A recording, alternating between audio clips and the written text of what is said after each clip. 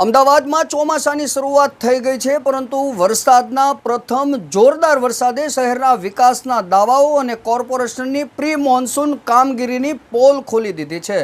આ દ્રશ્યો છે મહાનગર સ્માર્ટ શહેર અમદાવાદના, જ્યાં થોડા કલાકોમાં વરસાદે શહેરના અનેક વિસ્તારોને પાણીમાં ગરકાવ કરી દીધા। રસ્તાઓ પર પાણીઓ ભરાવા, કલાકો સુધી ટ્રાફિક જામ, વાહનો બંધ પડી જવાની ઘટનાઓએ લોકોને ભારે હાલાકીનો સામનો કરવો પડ્યો। વરસાદ શરૂ થતાં જ શહેરના સૌથી ધમધમતો રોડ એવા એસજી હાઈવે પર વાહનોની લાંબી કતારો લાગી ગઈ। અનેક વાહન ચાલકો કલાકો સુધી ટ્રાફિકમાં ફસાયેલા જોવા મળ્યા। સોલા બ્રિજ નીચે પણ પાણી ભરાતા ભારે ટ્રાફિક જામ સર્જાયો। મુખ્ય માર્ગો બંધ થતાં લોકો ગલીઓ અને સર્વિસ રોડ તરફ વળ્યા, પરંતુ ત્યાં પણ વરસાદી પાણી ભરાઈ જતાં મુશ્કેલીઓ ઓછી થવાને બદલે વધુ થઈ ગઈ।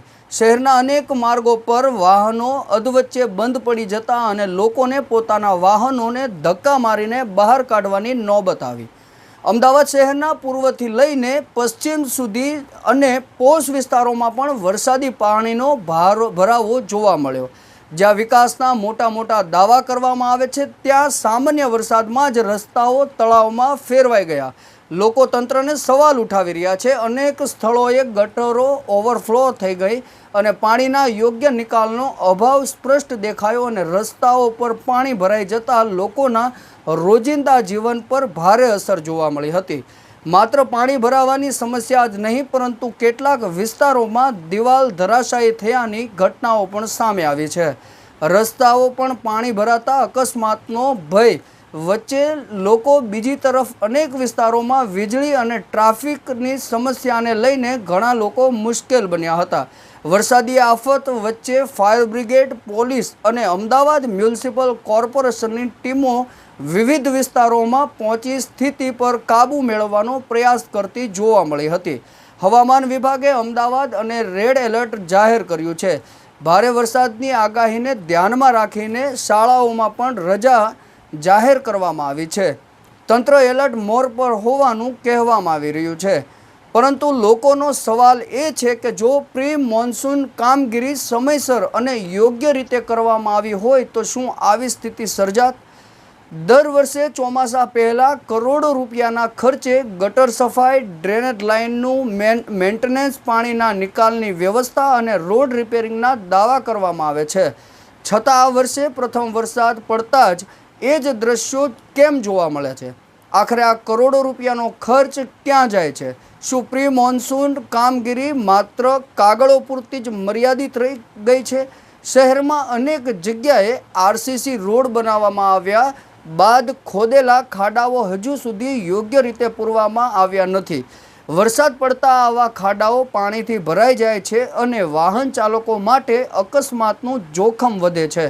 અનેક રસ્તાઓ પર ખાડા અને પાણી ભરાવાના કારણે લોકો કલાકો સુધી ટ્રાફિકમાં અટવાઈ રહે છે। શહેરના વિકાસના દાવા વચ્ચે લોકોને મૂળભૂત સુવિધા માટે પણ સંઘર્ષ કરવો પડે છે।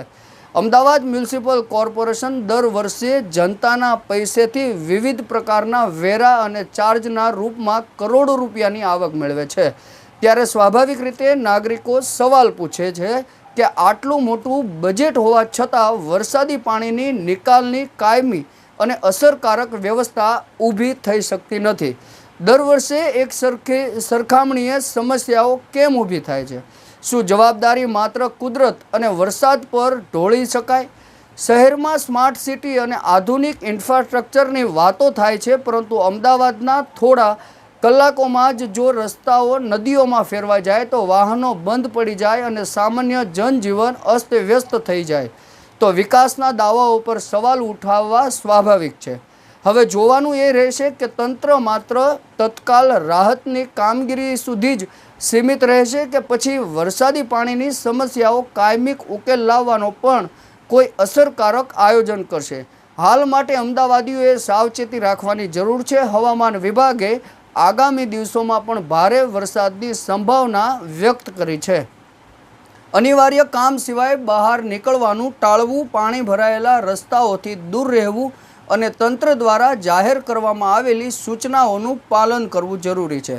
દર્શક મિત્રો, આપને સવાલ, તમારા વિસ્તારમાં વરસાદની સ્થિતિ શું છે? શું તમારા વિસ્તારમાં પણ પાણી ભરાયા છે? ટ્રાફિક જામ, રોડ પર ખાડા અથવા અન્ય કોઈ સમસ્યા સર્જાય છે?